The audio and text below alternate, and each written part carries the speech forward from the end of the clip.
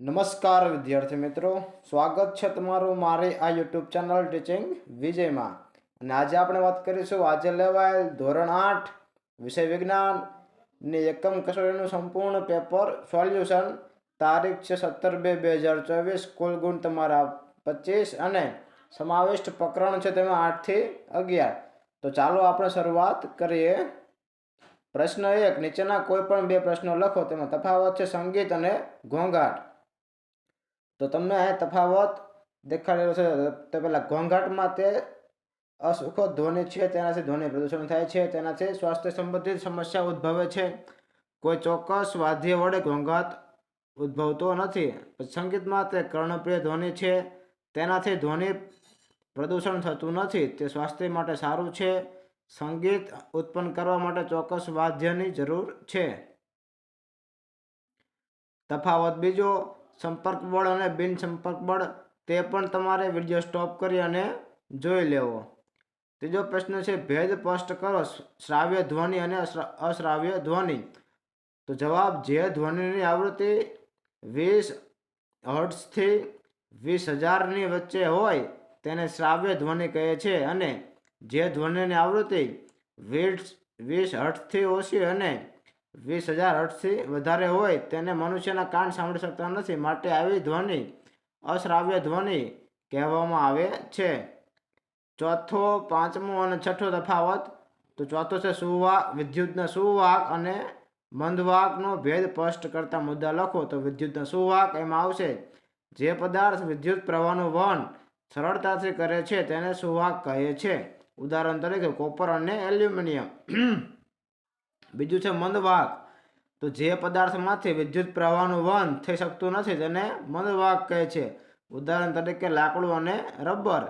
પાંચમું છે સ્થિત ઘર્ષણ બળ અને સરકતા ઘર્ષણ બળ. તો સ્થિત ઘર્ષણ બળમાં પહેલો મુદ્દો આવશે ભૌતિક સંપર્કમાં રહેલી બે સ્થિર સપાટીઓમાંથી કોઈ એક સપાટીને ગતિમાં લાવવી અને લાવતી વખતે તેમની સંપર્ક સપાટી પર પ્રવર્તતા ઘર્ષણ બળને સ્થિત ઘર્ષણ બળ કહે છે. તેનું મૂલ્ય બીજા પ્રકારના ઘર્ષણ કરતાં વધુ હોય છે. સરકતા ઘર્ષણ બળ. ભૌતિક સંપર્કમાં રહેલી બે સપાટીઓ જ્યારે સાપેક્ષ ગતિ કરતી હોય ત્યારે તેમની સંપર્ક સપાટી પર પ્રવર્તતા ઘર્ષણ બળને સરકવું ઘર્ષણ બળ કહે છે. તેનું મૂલ્ય બીજા પ્રકારના ઘર્ષણ કરતાં સૌથી ઓછું હોય છે. છઠ્ઠો પ્રશ્ન છે ભેદ સ્પષ્ટ કરો, લોટણ ઘર્ષણ અને સરકતું ઘર્ષણ. તો આપણે સરકતું તો આગળ જોઈ જ લીધું, લોટણ એક જોઈ લઈએ. તો જ્યારે કોઈ વસ્તુ કોઈ સપાટી પર ગબડતી હોય છે ત્યારે તેની સંપર્ક સપાટી પર પ્રવર્તતા ઘર્ષણ બળને લોટણ ઘર્ષણ કહે છે, જેનું મૂલ્ય સ્થિત ઘર્ષણ બળ કરતાં ઓછું હોય છે. સાતમો છે ભેદ સ્પષ્ટ કરો, બળ અને દબાણ. તો બળના મુદ્દા આવશે પદાર્થ પર નીચી અસરને લીધે પદાર્થની ગતિની અવસ્થા અને તેનો આકાર બદલાઈ શકે છે, તેનો બળ કહે છે. બળના મુખ્યત્વે બે પ્રકાર છે, સંપર્ક બળ અને અસંપર્ક બળ. દબાણ એકમ ક્ષેત્રફળ દીઠ લાગતા બળ અને બળને દબાણ કહે છે. દબાણના મુખ્યત્વે બે પ્રકાર છે, વાતાવરણીય દબાણ અને ગુરુત્વાકર્ષણીય દબાણ. આઠમો પ્રશ્ન ભેદ સ્પષ્ટ કરો, સ્થિત વિદ્યુત બળ અને ગુરુત્વાકર્ષણ બળ. તો આના મુજબ તમારે વિડીયો સ્ટોપ કરી અને જોઈ લેવા. નવમો પ્રશ્ન ભેદ સ્પષ્ટ કરો, તરલ ઘર્ષણ અને લોટણ ઘર્ષણ. તો આ પણ તમારે વિડીયો સ્ટોપ કરી અને જોઈ લેવું. દસમો પ્રશ્ન ભેદ સ્પષ્ટ કરો, કંપ વિસ્તાર અને આવૃત્તિ. તો આ પણ તમારે વિડીયો સ્ટોપ કરી અને માહિતી જોઈ લેવી. હવે પ્રશ્ન નંબર 2, નીચેના વિધાનો ખરા છે કે ખોટા તે જણાવો. તેમાં પહેલું, પદાર્થની ગતિની અવસ્થામાં ફેરફારનું કારણ ઘર્ષણ બળ છે. તો આ વિધાન ખોટું છે. બીજું, વસ્તુ પર લાગતા બળનું માપન સ્પ્રિંગ થાય છે કાંટા વડે કલાણી. તો આ સાચું છે. ત્રીજું, ઘર્ષણના લીધે વાહનો રસ્તા પર ચાલી શકે છે. તો આ વિધાન પણ સાચું છે. ચોથું, રસ્તાની આસપાસ લગાડેલા વૃક્ષો ધ્વનિ પ્રદૂષણ ઘટાડે છે. તો આ વિધાન પણ સાચું છે. પાંચમું, આરતી વખતે ઉપયોગમાં લેવાતી ઘંટડી એ સંગીતનું સાધન છે. તો આ વિધાન પણ સાચું છે. છઠ્ઠો પ્રશ્ન, લીંબુનો રસ વિદ્યુતનું સુવાહક છે. તો આ વિધાન સાચું છે. સાતમો પ્રશ્ન, નિસ્યંદિત પાણી વિદ્યુતનું અવાહક છે. તો આ વિધાન પણ સાચું છે. 8મો પ્રશ્ન, ઘર્ષણનો એસઆઈ એકમ ન્યૂટન છે, તો આ વિધાન પણ સાચું છે. 9મો, ઉજ્જણ તેલનો ઉપયોગ કરવાથી ઘર્ષણ વધે છે, તો આ વિધાન ખોટું છે. 10મો પ્રશ્ન, બળનો એસઆઈ એકમ ન્યૂટન છે, તો આ વિધાન સાચું છે. પ્રશ્ન 3, પ્રશ્નોના જવાબ મેળવવા સરળ તપાસ હાથ ધરે છે. તેમાં પ્રશ્ન 2, નીચેના પ્રશ્નોના ઉપયોગ આપો, જવાબ આપો. તેમાં પહેલો પ્રશ્ન, પ્રવાહી સમાન ઊંડાઈએ સમાન દબાણ લગાવો છે, તમે કઈ પ્રવૃત્તિ દ્વારા નક્કી કરશો? તો અહીં જો તમે પહેલા આકૃતિ આપી છે અને પ્રવૃત્તિ પણ આપેલી છે, તમારે વિડીયો સ્ટોપ કરી અને માહિતી જોઈ લેવી. પછી બીજો પ્રશ્ન છે કે બે ચુંબક વચ્ચે લાગતું બિનસંપર્ક બળ બળ છે, તે તમે કઈ પ્રવૃત્તિ દ્વારા નક્કી કરશો? તો અહીં પણ આની પણ તમને આકૃતિ અને સમજૂતી બંને આપેલી છે, તમારે વિડીયો સ્ટોપ કરી અને માહિતી જોઈ લેવી. ત્રીજો પ્રશ્ન છે, ધ્વનિ પ્રસરણ માટે માધ્યમની જરૂર પડે છે, તે સમજાવવા માટે તમે કઈ પ્રવૃત્તિ કરશો? તો આની પણ તમને આકૃતિ અને સરસ મજાની માહિતી આપેલી છે, તમારે વિડીયો સ્ટોપ કરી અને માહિતી જોઈ લેવી.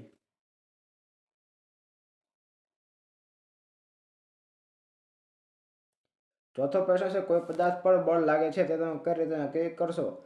તો કોઈ પદાર્થ પર બળ લાગે છે તે નક્કી કરવા માટે ઘણી બધી રીતો છે. પહેલો, પદાર્થની ગતિમાં ફેરફાર. બીજું છે પદાર્થ પર વિકૃતિ. ત્રીજું છે તણાવ અને સંકોચન.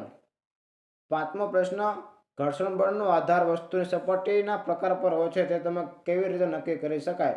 તો વસ્તુની સપાટીનો પ્રકાર ઘર્ષણ ઉપર અસર કરે છે. જ્યારે વસ્તુને કોઈ સપાટી પર ગતિ કરાવવી હોય ત્યારે તે વસ્તુ અને સપાટી વચ્ચે થયેલા જોડાણ ઇન્ટરલોકિંગ ને તોડે તેટલું બળ લગાડવું જરૂરી છે. ખરબચડી સપાટી પર મોટા પ્રમાણમાં અનિયમિતતાઓ હોય છે, તેથી ખરબચડી સપાટી પર લીસી સપાટીની સાપેક્ષ વસ્તુને ગતિ કરવા વધુ બળ જરૂરી છે. આમ ઘર્ષણ બળનો આધાર વસ્તુની સપાટીના પ્રકાર પર છે. પ્રશ્ન 3, નીચેના કારણોના જવાબ આપો. પહેલું, પ્લાસ્ટિકના કાંસકાને કોરાવાળમાં ઘસી કાગળના નાના ટુકડાની નજીક લઈ જતા આકર્ષિત થાય છે. જવાબ, પ્લાસ્ટિકના કાંસકાને કોરાવાળમાં ઘસવાથી તેના પર સ્થિર વીજભાર ઉત્પન્ન થાય છે. આ કાંસકાને કાગળના નાના ટુકડા નજીક લઈ જતા તે વીજભાર તરફ આકર્ષિત થાય છે. બીજો પ્રશ્ન, ચંદ્ર પર બે વ્યક્તિઓ એકબીજા સાથે વાતચીત કરી શકતા નથી.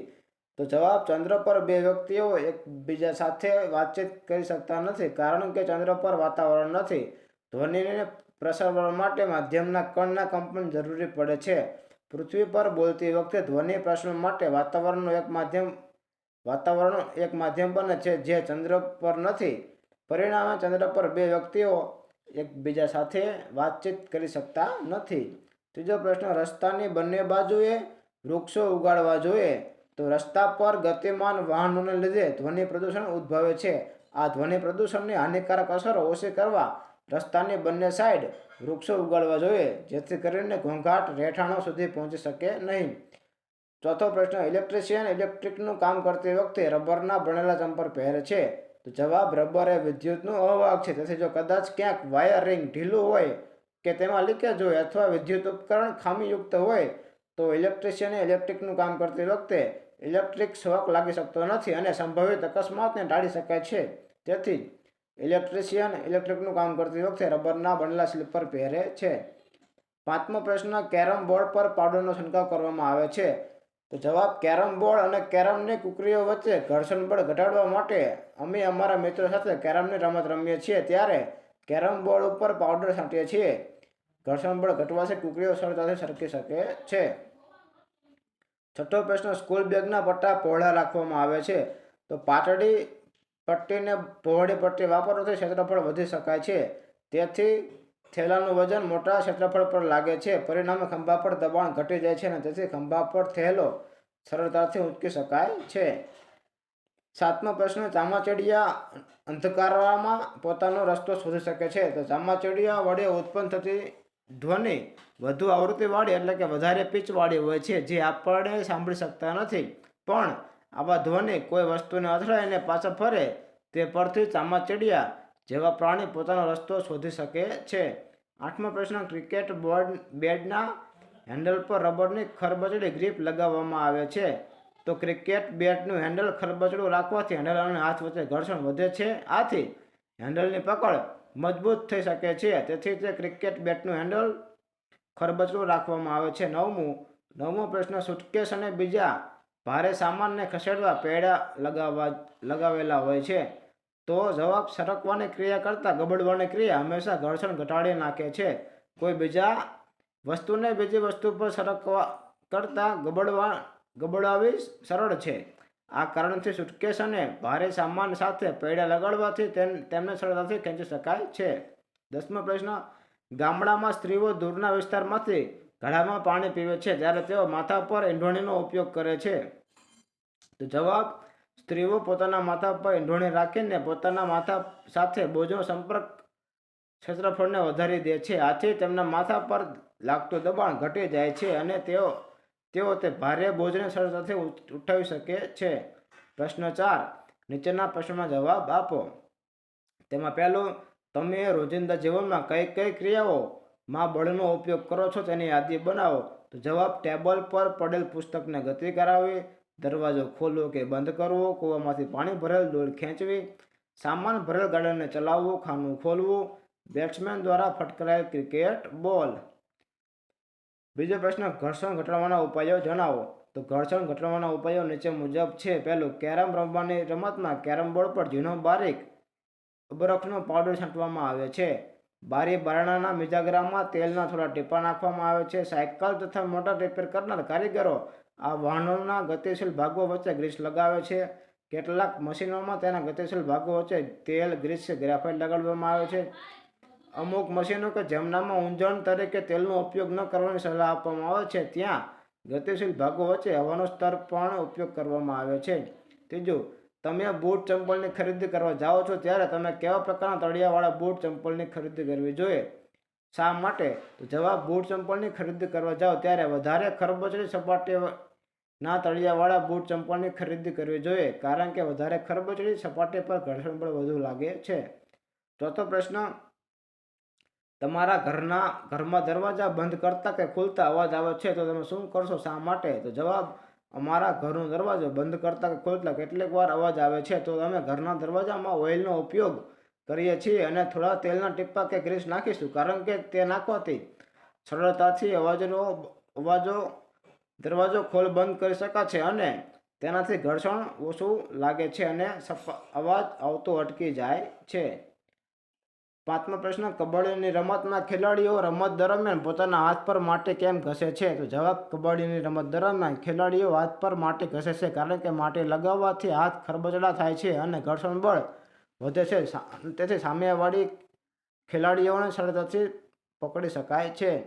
6મો પ્રશ્ન, ધ્વનિ પ્રદૂષણ અટકાવવા તમે કેવા પગલાં લેશો? તો પહેલું, વાહનોમાં હોર્નનો ઉપયોગ ઓછો કરવો, ટીવી ધીમા અવાજે ચલાવવું, રસ્તાની આજુબાજુ વૃક્ષો વાવવા. 7મો પ્રશ્ન, ઘર્ષણ આપણને વ્યવહારમાં ક્યાં ક્યાં ઉપયોગી બને છે? તો ચાલવા માટે, લખવા માટે, બોર્ડ પર લખવા માટે, વાહન ચલાવવા માટે. 8મો પ્રશ્ન, ધ્વનિ પ્રદૂષણની હાનિકારક અસરો જણાવો. તો જવાબ, માણસોમાં ધ્વનિ પ્રદૂષણ ચીડિયાપણું, આક્રમકતા, હાઈ બીપી, સાંભળવાની ક્ષમતા પર અસર કરે છે.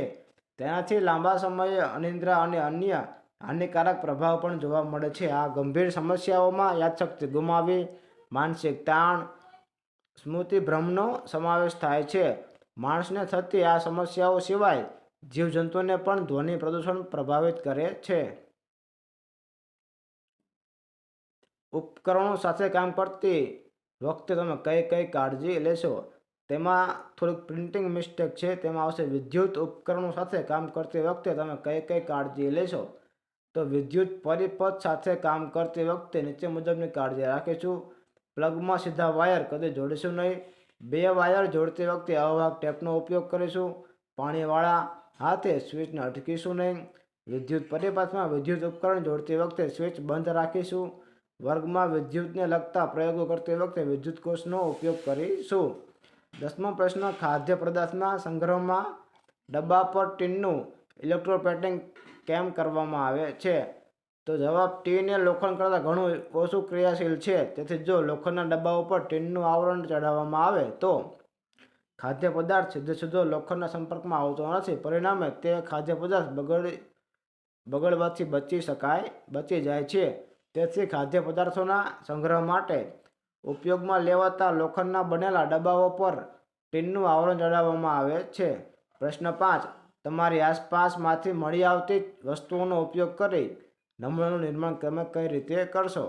તો પહેલું છે રમકડા અને ટેલિફોન. તો આમાં તમને આકૃતિ પણ દર્શાવેલી છે અને પ્રવૃત્તિ પણ આપેલી છે. તમારે વિડીયો સ્ટોપ કરી અને માહિતી પૂરી જોઈ લેવી. બીજું છે એક તારો. તો આમાં પણ તમને પ્રવૃત્તિ અને આકૃતિ બંને આપેલું છે. તમારે વિડીયો સ્ટોપ કરીને જોઈ લેવું. ત્રીજું છે જલ તરંગ. તો આમાં પણ તમને પ્રવૃત્તિ અને આકૃતિ બંને આપેલી છે. તમારે તે જોઈ લેવું.